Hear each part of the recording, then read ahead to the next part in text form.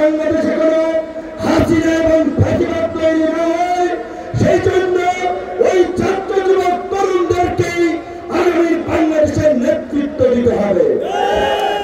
হানাহানি মারামারি রাজনীতির বিপরীতে শান্তি সম্প্রীতি সহনশীলতার রাজনীতি প্রতিষ্ঠার মধ্য দিয়ে এই দেশে গণঅভ্যুত্থানের সুফল মানুষের কাছে পৌঁছে দিতে হবে।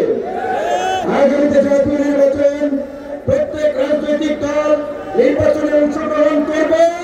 গণ অধিকার পরিষদ একটি নিবন্ধিত দল হিসেবে চাপ মার্কায় গণ অধিকার পরিষদ ইনশাআল্লাহ সারা বাংলাদেশে 300 আসনে তারা নির্বাচনে অংশগ্রহণ করবে।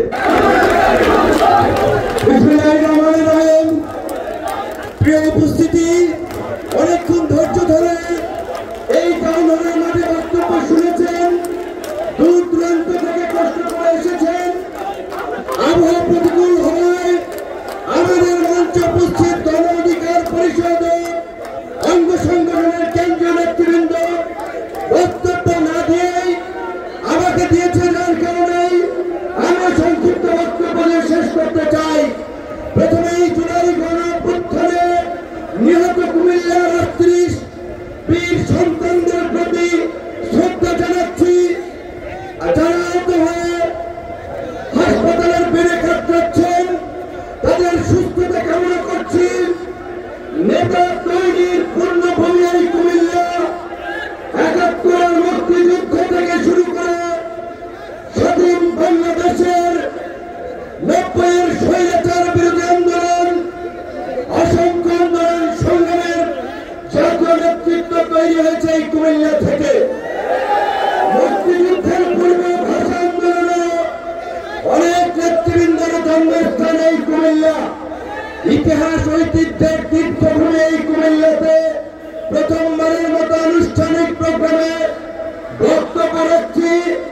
আল্লাহর কাছে শুকরিয়া আদায় করছি এবং একজন উদীয়মান তরুণ হিসেবে সেটার বিপরীতে ফাঁসিবাদের জমানায় যারা গণ অধিকার পরিষদের রাজনীতির হাল ধরেছিলেন, যাদেরকে নিয়ে উত্তাল সমুদ্রে রাজনীতির যাত্রা শুরু করেছিলাম, সেই সহযোদ্ধাদের মধ্যে মঞ্চে আছেন গণ অধিকার পরিষদের জেলা সভাপতি ফয়জুল্লাহ ভাই, সাধারণ সম্পাদক কিয়াস ভাই, প্রবাসী অধিকার পরিষদের নেতা, গণ অধিকার পরিষদের সংগঠক রাশেদুল হক রিয়াদ ভাই, ছাত্র নেতা সাবেক ছাত্র নেতা মোকাম্মেল, বর্তমান ছাত্র নেতা থেকে জাতীয় নেতায় পরিচিত হয়েছেন আমাদের তরুণ তুর্কি কুমিল্লার মেঘনার সন্তান নাজমুল।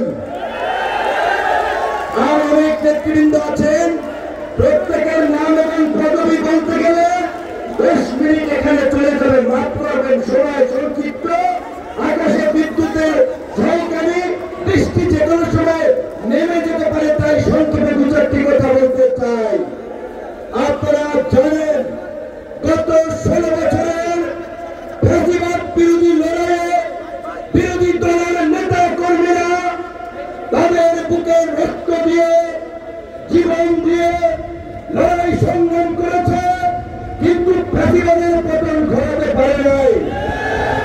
আপনাদের এই এলাকার কৃতি সন্তান, এই নাজমুল, এই আসিফ, এরকমের অনেক তরুণদেরকে নিয়ে আমরা যখন এই অধিকার পরিষদের যাত্রা শুরু করেছিলাম, সেই অধিকার পরিষদের মধ্য দিয়েই এদেশের বিপ্লবী তরুণ তুর্কিদেরকে আমরা এই অভ্যুত্থানের জন্য প্রস্তুত করেছিলাম। আজকে এই সফল গণ অভ্যুত্থান আপনাদের এলাকার সরকার উপদেষ্টা আসিফ মাহমুদ জানায়, আমাদের ছাত্র সংগঠনের নেতৃত্ব ছিল, তরিকুর নেতৃত্ব ছিল, কিন্তু আমার ডান পাশে 5 জন চূড়ান্ত বিপ্লবীর ছবি দেখতে পাচ্ছি। আমি শুধু এইটুকু বলতে চাই, ওই বিপ্লবীদের পাশে আসিফের আর নাজমুলের ছবিটা পাশাপাশি থাকা দরকার। কারণ প্রত্যেকের ত্যাগ তিতিক্ষা এক। এই গণ অভ্যুত্থানের যারা 10-15 দিন, 20-25 দিনের মিডিয়া কভারেজে সচেতনতা হয়েছেন, নাজমুল তাদের মতো 20-25 দিনের মিডিয়া কভারেজের নেতা নয়। 2018 সালে 7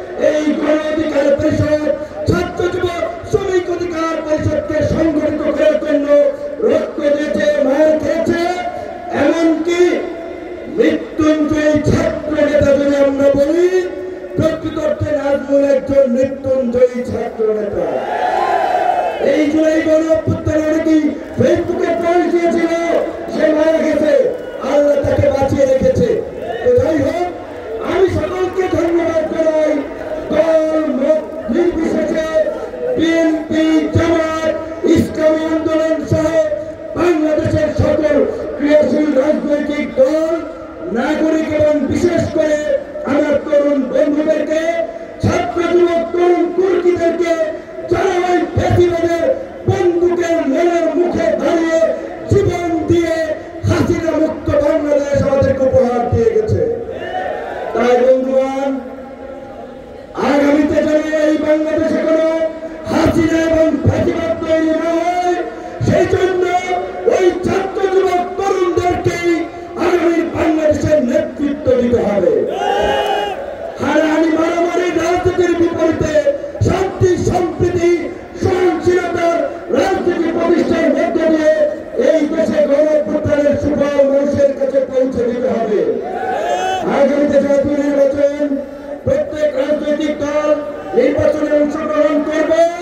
গণ অধিকার পরিষদ একটি নিবন্ধিত দল হিসেবে চাঁদ মার্কায় গণ অধিকার পরিষদ ইনশাআল্লাহ সারা বাংলাদেশে 300 আসনে তারা নির্বাচনে অংশগ্রহণ করবে। আমাদের ছাত্রনেতা নাজমুল কুমিল্লা 2 আসন থেকে আমাদের চাঁদ মার্কায় প্রার্থী। আমাদের রাশিদুল রিয়াদ ভাই কুমিল্লা 6 আসন থেকে আমাদের দলের প্রার্থী। গিয়াসউদ্দিন হৃদয় ভাই চান্দিনা 7 থেকে গণ অধিকার পরিষদের প্রার্থী। লাকসাম মনোহরগঞ্জ থেকে ইঞ্জিনিয়ার আব্দুল্লাহ ভাই গণ অধিকার পরিষদের চাঁদ মার্কার প্রার্থী। কুমিল্লা 8 আসন থেকে আমাদের ফয়জুল্লাহ ভাই গণ অধিকার পরিষদের প্রার্থী। আপনারা দেখেছেন গতকালকে ঢাকায় 36 জুলাই স্মরণে আমরা 36 জন প্রার্থী ঘোষণার মধ্য দিয়ে এবং আজকে এই কুমিল্লার সমাবেশে আমাদের প্রার্থীদেরকে পরিচয় করানোর মধ্য দিয়ে সারা বাংলাদেশে আমাদের নির্বাচনী কর্মযজ্ঞ শুরু হয়েছে। গণ অধিকার পরিষদের কুমিল্লা 5 আসন থেকে চাঁদ মার্কায় নির্বাচন করবেন কুমিল্লার কৃতি সন্তান মোজাম্মেল ভাই। আমরা বারবার বলছি, উত্তর সমুদ্রে ঝুঁকি নিয়েই আমরা পাড়ি দেওয়ার জন্য নেমেছিলাম এবং এই বাংলাদেশের রাজনীতিতে পরিবর্তন করে আমরা ঘরে ফিরব। হানাহানি মারামারি দখলবাজি চাঁদাবাজি দেশি শক্তি আধিপত্য বিস্তার এবং জনগণের উপরে জুলুম করে জিম্মি করে যে অপরাজনীতি এই বাংলাদেশে 50 বছর চলছে, সেই রাজনীতির পুনরালোচনা করতে হবে। আপনারা জানেন এই কুমিল্লার মেঘনায় অবৈধ বালু উত্তোলনের ফলে অনেক মানুষের ঘর বাড়ি বিলীন হয়ে যাচ্ছে। প্রশাসন এই বিষয়ে নির্বিকার। কিন্তু আমরা পরিষ্কারভাবে বলতে চাই, যারা জনগণের জন্য রাজনীতি করেন তারা জনগণের পাশে থাকুন, সুখ দুঃখে তাদের পক্ষে কথা বলেন। আজকে বালু উত্তোলন নিয়ে কথা বলা হচ্ছে না। অপরিকল্পিত নগরায়নের ফলে কুমিল্লা সিটি কর্পোরেশন এখন পর্যন্ত কাঙ্ক্ষিত লক্ষ্যে পৌঁছাতে পারে নাই, বরং অল্প বৃষ্টিতেই জলবদ্ধতা যানজটে নাকাল। কাজেই আমরা চাই এই গণ অধিকার পরিষদ তথা তরুণ রাজনীতিবিদদের মাধ্যমে আগামীতে এই ইতিহাস ঐতিহ্যের কুমিল্লাকে সুপরিকল্পিতভাবে গড়ে তুলে আন্তর্জাতিকভাবে পরিচিত করতে এই বাংলাদেশের ভবিষ্যৎ গণ অধিকার পরিষদ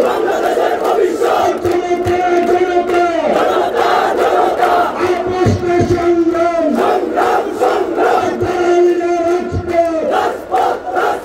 দিয়েছি তো রক্তের বন্যায় মত নেই।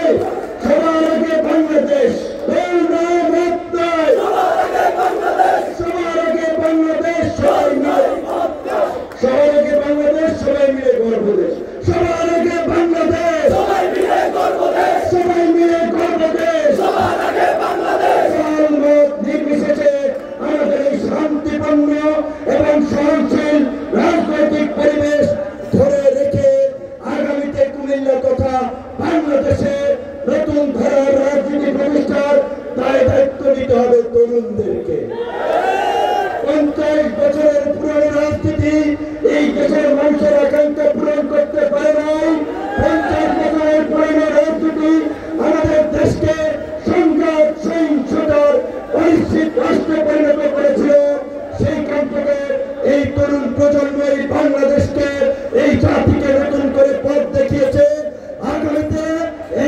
মুসলিমদেরকে এই জাতির নেতৃত্বের ভার তুলে দিতে হবে। আমাদের মঞ্চে ছিলেন গণ অধিকার পরিষদের কেন্দ্রীয় সাধারণ সম্পাদক জনাব রাশেদ খান, মুখপাত্র জনাব ফারুক হাসান, সিনিয়র সাধারণ সম্পাদক হাসান আল মামুন, গণ অধিকার উচ্চতর পরিষদের সদস্য নোয়াখালীর কৃতি সন্তান আব্দুল জাহের, উচ্চতর পরিষদের সদস্য আবু হানিফ, যুব অধিকার অর্থ সমন্বয়ক মাহমুদ, অনেক নেতৃবৃন্দ ছিলেন। বৃষ্টির কারণে আগে আমাকে দিয়েছিলেন। আমি আমার বক্তব্য শেষ করছি। আল্লাহ হাফেজ। আসসালামু আলাইকুম।